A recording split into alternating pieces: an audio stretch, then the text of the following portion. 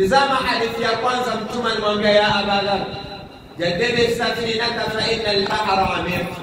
Ukitizama hii hadithi, mtume alikuwa akimnasihi Abi Dharr al-Ghifari, na hadithi zinginezo mbalimbali ikiwemo ya leo ambayo kwamba ndio itakuwa mada yetu, fadlullahi ala an-nas ama fadlullahi ala ibadihi, fadla za Mola juu ya waja wake ama fadla za Mola juu ya wanadamu. An Abi Dharr al-Ghifari radiyallahu anhu wa arda an an-nabiy sallallahu alayhi wa sallam qala fima yarwihi an rabbih. Hadithi inatoka kwa Abi Dharr al-Ghifari kutoka kwa Mtume Muhammad alayhi salatu wassalam, katika yale anayoyapokea kutoka kwa Mola wake jalla jalaluhu. Anasemaje Mola kumwambia Mtume Muhammad na Mtume kutueleza sisi? Anasema ya ibadi, enyi waja wangu, inni haramtu dhulma ala nafsi, mimi nimeharamisha dhulma juu ya nafsi yangu, waja'altuhu bainakum muharraman, na nikajalia dhulma ile ni haramu baina yenu, fala tadhalamu, basi msidhulumiane. Hii ndio fadhila ya Allah ya kwanza juu ya binadamu wote. Kwanza, Mola ameharamisha dhulma juu ya nafsi yake, bimaana Mola hadhulumu waja.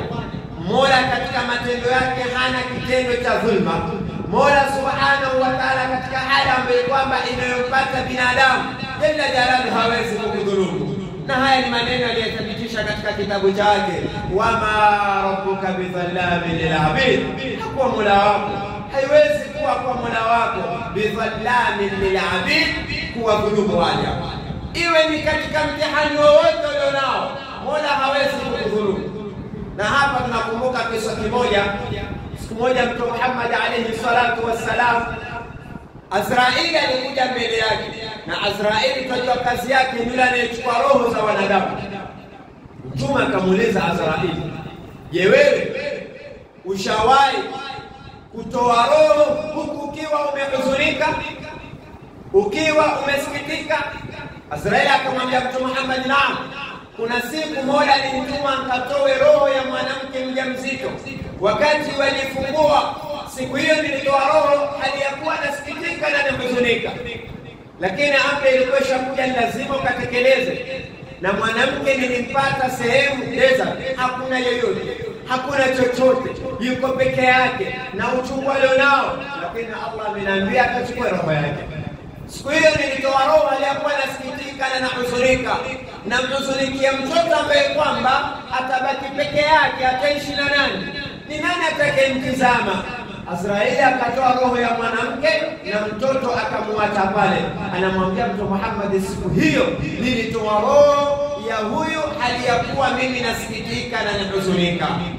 Pamoja na hili, wama rabbuka bidhallamin lil abid, hili halikuwa Mola alifanya dhulma akamwacha mtoto mdogo, alimwacha hali ya kuwa hana usaidizi. La, sisi sote ni miliki ya Mola, ni miliki ya Mola subhanahu wa ta'ala. Kwa hivyo katika matendo yake hana sifa ya dhulma, kwa sababu ashatwambia inna Allaha harrama dhulma ala nafsihi, Mola ameharamisha dhulma juu ya nafsi yake. Waja'altuhu bainakum haraman, akajalia baina yetu sisi hiyo dhulma ni haram, fala tadhalamu, tusidhulumiane.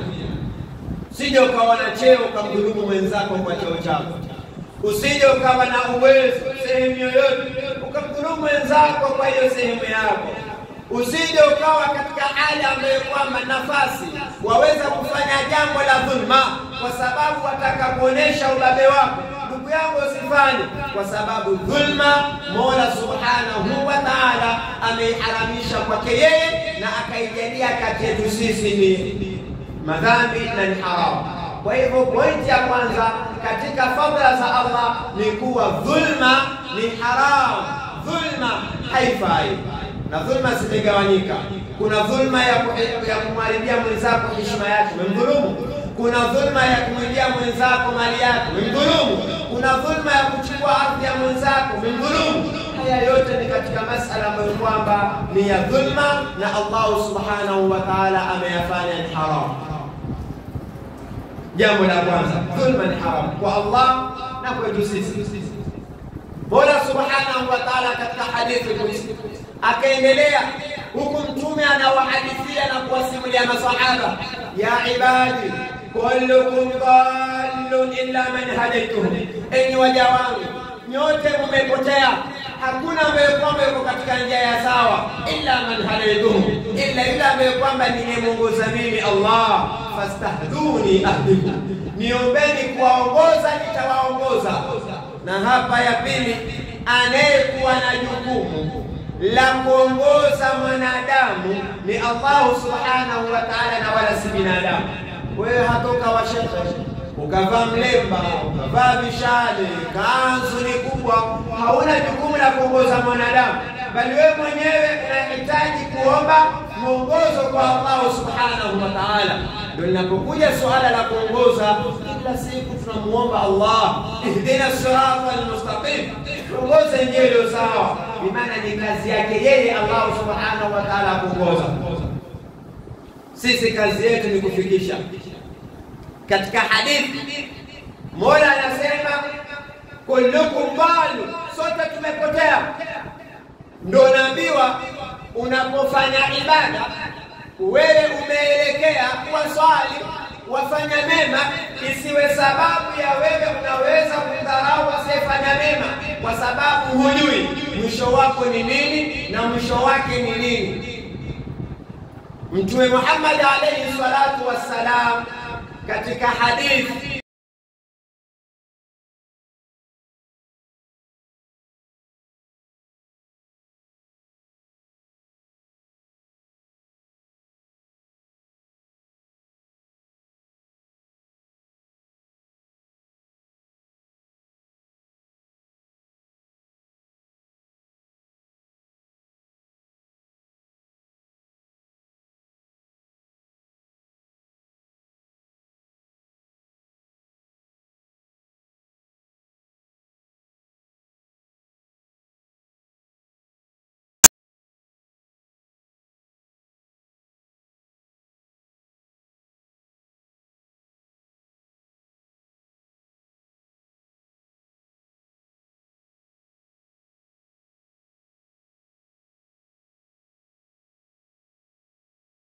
ana haya kwa sababu ya ulevi.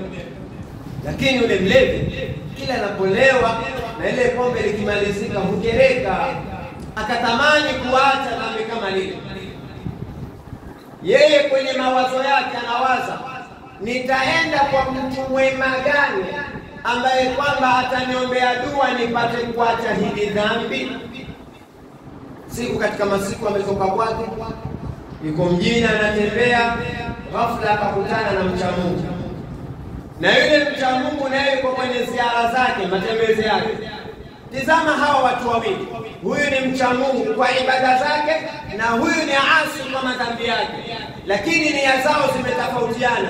Huyu nia yake ni kuwa alhamdulillah, nimekutana na mtu mwema, ataniombea dua, nitaachana na hii madhambi. Na huyu mtu mwema akasema a'udhu billah, nimekutana na mtu gani huyu muovu? Huyu mwema, angalia maneno yake aliyotamka, alimdharau mwenzake kwa madhambi, na yule akampandisha daraja kwa amali zake kuwa atamwombea dua. Nabii Allah Musa alayhi salatu wassalam anamwambia na Allah, nenda kawaambie wale waja wangu wawili hawana amali yoyote kwangu mimi. Yule aliyefanya ibada akawa hana amali yoyote mbele ya Allah, na aliyefanya madhambi akawa hana tena dhambi mbele ya Allah. Nabii Allah Musa baadaye akamuuliza Mola, kwa nini hawa kumafanyika? Akasema, yule nimekupokonya amali kwa kumdharau mwenzake, na huyu nimemsamehe dhambi kwa sababu anajua aniongoza ni mimi, anatafuta njia ya kuwa sawa na kuongoka. Kwa hivyo tuelewe, sote tumepotea, lakini katika kupotea anaongoza ni nani? Ni Allah Subhanahu wa Ta'ala. Kullukum dallun illa man hadaytuhu fastahduni ahdikum, nyote mmepotea isipokuwa ambaye kwamba nimeongoza. Huku mwana mtu amekuwa mwema si ujanja wake, bali tawfiki ya Allah Subhanahu wa Ta'ala. Katika hadithi Mtume akiendelea akamwambia, ya ibadi kullukum ja'i, nyote mna njaa, nyote wahitaji, nyote mafukara, illa man at'amtuhu, illa yule ambaye kwamba niyamlisha. Fastat'imuni at'imukum, niombeni kuwalisha nitawalisheni. Anayekuwa na kazi ya riziki ni Allah. Wewe toka ajili wa kazi, yule tajiri yako ni sababu, na yeye hana uwezo wa kukupa riziki. Hata babako nyumbani hana uwezo wa kukupa riziki, yeye ni sababu. Anayefanya kazi ya kutoa riziki ni nani? Ni Allah jalla jalaluhu. Nimekuja katika hadithi ya Sayyidina Umar, anasema law annakum tatawakkaluna ala Allah haqqa tawakkuli la razaqakum kama yarzuqu at-tayr taghdu khimasan wa taruhu bitana. Anayepeana kwa ndege riziki ni nani? Ni Allah subhanahu wa ta'ala. Tukihitaji kupata riziki si binadamu wala kutegemea chochote, anayetoa riziki ni Allah subhanahu wa ta'ala, na hii ni fadhila yake juu ya waja wake. Wewe tazama mambo yote Mola subhanahu wa ta'ala ametueleza, lakini kufika suala la kutoa riziki akasema wa amma rizqu faqad dhaminahu, ama riziki amejibakishia yeye mwenyewe, ndio mwenye dhamana. Wewe hauna ujanja wa kuwa na riziki, anayekupa riziki ni Allah subhanahu wa ta'ala. Kwa hivyo tuelewe, sote tuna njaa, tukitaka kulishwa ni tukimbilie kwa Allah subhanahu wa ta'ala. Hii ni fadhila ya tatu ambayo kwamba Mola ameijalia kwa binadamu. Kisha akasema ya ibadi, enyi waja wangu, kullukum aari, yote mko uchi hamjavaa, illa man kasautuhu fastaksuni aksuku, illa yule ambaye kwamba nilimvisha mimi, niombeni kuwavisha mimi nitawavisha. Anayekuvisha wewe ni Allah subhanahu wa ta'ala. Hii ni fadhila nyingine ambayo kwamba Mola amejalia kwa binadamu. Mtume akaendelea kuambia masahaba, ya ibadi innakum tuqiuna bil-layli wan-nahar, enyi waja wangu, hakika nyinyi mnakosea usiku na mchana. Yani usipofanya madhambi mchana utafanya usiku, usipofanya madhambi usiku utafanya mchana. Mola anakupa habari, wa ana aghfiru dhunuba jamia, na mimi Allah nasamehe madhambi yote. Fastaghfiruni aghfir lakum, nitakeni msamaha mimi nitawasamehe. Mola subhanahu wa ta'ala yuko tayari kukusamehe. Wewe fanya yote utakayofanya, msamehevu wa madhambi ni Allah. Hii ni fadhila amekupa. Sasa ni jukumu lako. Wewe fanye dhambi usisahau. Hakuna mtu ambaye kwamba utakaye mlaumu.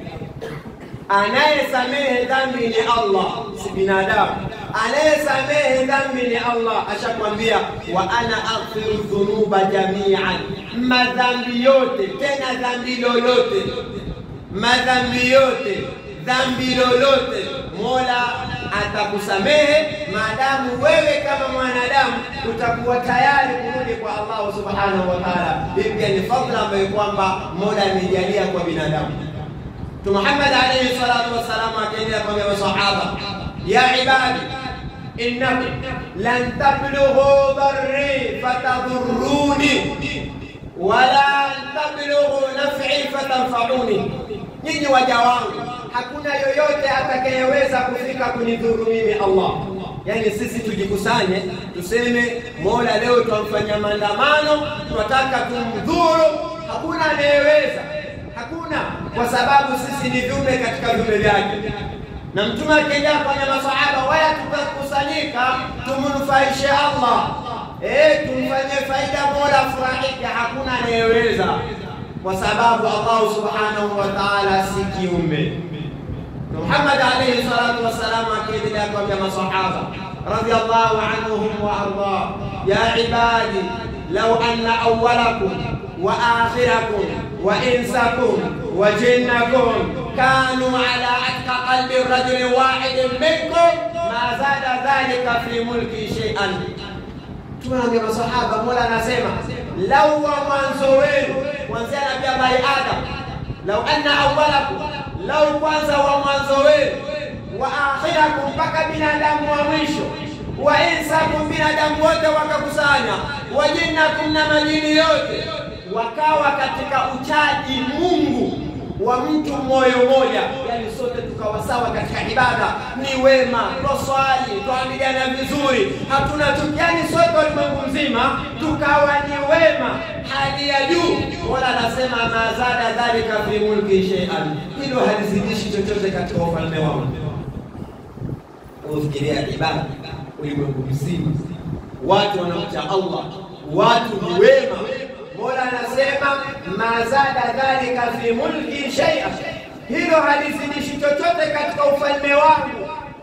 Kisha mtume akana masahaba, Mola anasema law anna awwalakum wa akhirakum wa insakum wa jinnakum kanu ala afdali qalbi rajulin wahidin minkum, sote tukawa waovu kwa kupendukia, kila dhambi ni sisi, kila kitu ni sisi, ulimwengu kachafuka kwa madhambi. Maana aswadhalika min mulki shay'a, pia hilo halipunguzi chochote katika ufalme wangu. Yani tu kwetu ni maasi tu. Wewe fanya madhambi yote unayojua, hakuna kitu utakachopunguza katika ufalme wa Allah, na hata ukawa mwema hakuna kitu utakachozidisha katika ufalme wa Allah. Na hii ni fikra binadamu mara nyingi kiswali kana kwamba msaidia Allah. Ndugu msaidia Allah. Mola Subhanahu wa Ta'ala ashajitosheleza namna alivyo na namna anavyojua jalla jalaluhu. Kisha Mola akaendelea kusema katika hadithi al-Qudsi, ya ibadi, enyi waja wangu, law anna awwalakum wa akhirakum wa insakum wa jinnakum qamu fi sa'idin wahid, law mwanzo wenu binadamu wote majini wote watasimama katika uwanja mmoja, yani ulimwengu mzima, si Kenya peke yake, ulimwengu mzima tukasimama katika kiwanja mmoja. Subhanallah, kiburi chake jalla jalaluhu. Sote tusimame uwanja mmoja.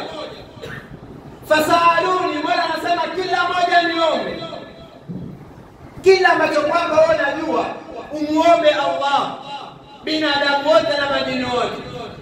Tunasema fa'ataitu kulla wa'idin mas'alata, kila mmoja nitampa kila alichokiomba. Tunasema ma naqasa dhalika mimma indi, hakuna kitakachopungua katika yale nilionayo, illa kama yanqusu al-mikhyat idha udkhila al-bahr, illa kama utakapochukua sindano ingize baharini alafu itoe, kile kitu kitakachotoka kwenye sindano ndio sawa sawa tutakuwa tumepunguza ufalme wa Allah Subhanahu wa Ta'ala illa jalal.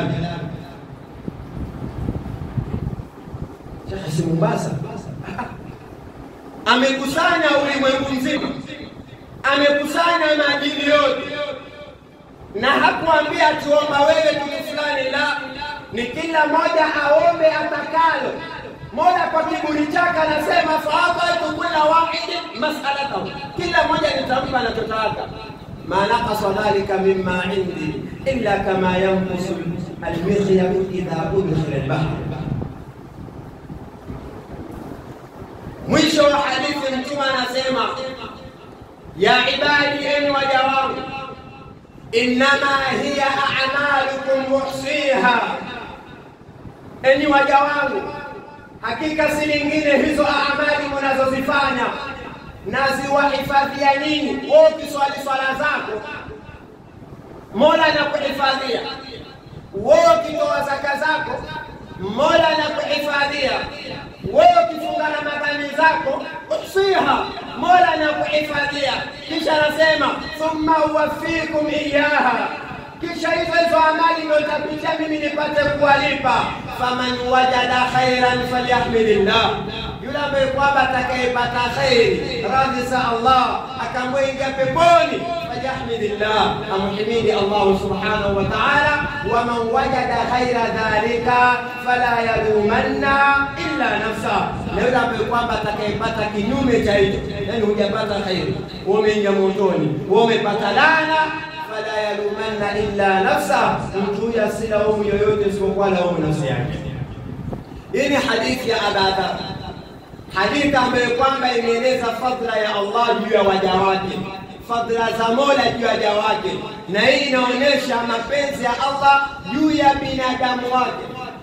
Kwanza tumesema dhulma ameifanya ni haramu baina yetu, na kwake yeye ikawa ni haramu. Kwa hali yoyote Mola hawezi kukudhulumu, kwa hali yoyote. Hata kama kamchukua babako, amchukue mamako, baki peke yako duniani, haijakuwa ni dhulma kwa Allah. Hata kama atakukosesha riziki siku ya leo, haijakuwa dhulma kwa Allah, kwa sababu ashatuambia wa rabbuka bidhallamin lil abid. Elewa ya kwanza, dhulma ni haramu baina yetu. Ndugu yangu, dhulma ni haramu baina yetu, haifai sisi kudhulumiana. Pili, anayeongoza ni Allah. Tuelewe sote tumepotea. Sote tumepotea. Hakuna aliyesema mimi bali alhamdulillah nimeongoka. La, ndio maana kila siku anasema ihdina siratan. Anayeongoza ni Allah. Tatu, anayelisha binadamu wote, anayetoa riziki ni nani? Ni Allah. Na Nabii Allah Suleiman alimuomba Mola ampe kazi ya riziki, lakini akamwambia haiwezekani. Kwa nini binadamu hawezi kutoa kazi ya riziki? Nimalizeni kisa cha Sayyidina Musa alayhi salatu wassalam. Alimwambia kwa nini kazi ya riziki nimejibakishia mwenyewe? Akamwambia nenda maziarani kama hapa makaburini, hapa makaburini. Akamwambia Nabii Allah Musa panda juu ya mti, alafu angalia paka nitakapokuambia shuka. Nabii Allah Musa akakaa juu ya ule mti. Ghafla kukatokea baba kijana akaja maziarani, akaanza kufungua kaburi. Nabii Allah Musa mshangaa, huyu afungua kaburi kunani? Akafunga kaburi, akamtoa maiti. Kulikuwa na binti amezikwa ndani.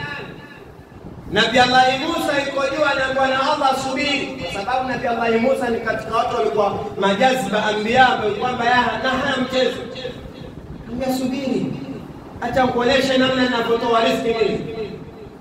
Yule kijana akamfungua ile maiti, sanda akamtoa, akalala na maiti. Akalala na maiti. Nabii Allah Musa anataka kushuka, Nabii Allah subiri. Akamaliza haja zake, akamkula vizuri, akamrudisha ndani, akafunga kaburi, akaenda zake. Allah amuuliza Musa, ungekuwa wewe ni Allah ungefanyaje? Anasema huyu hangepata hata tone la maji katika dunia. Allah anamwambia mimi nitamwacha na ataendelea kumlisha. Wewe ufanye jambo dogo. Sasa ungefungiwa wewe, wafungiwa kila kitu, labda kafuzwa hata kazini, labda kadhaa, lakini kazi ya riziki ni ya Allah.